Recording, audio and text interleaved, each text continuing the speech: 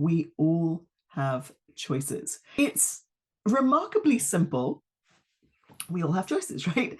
And obvious in some regards, but it's also one of those things that I find that we all, myself included, tend to forget. You know, if we're pushed against a wall, if we're pushed into a corner, we're in a particularly difficult situation or circumstance, or we've defaulted to habitual patterns and behaviors that maybe we don't even like, we forget that we have choices. It's simple but profound, because in those moments, if we can remember that we have choices and take a breath, breathe into possibility, then we can start to see and explore and get curious about what are the other possibilities, what are the other choices that are available to us that we may not be seeing in this particular moment.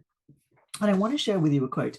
It's by Viktor Frankl, who I'm sure many of you know, who went through a pretty horrendous experience in concentration camps during the Second World War and came out really just full of extraordinary wisdom and compassion and, gosh, so much more. So I highly recommend reading his book if you haven't.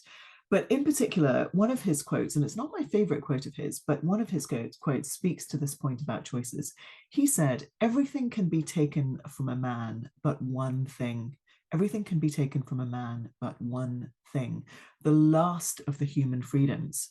To choose one's attitude in any given set of circumstances, to choose one's own way." That powerfully speaks to the power of choices in a way that few of us really can.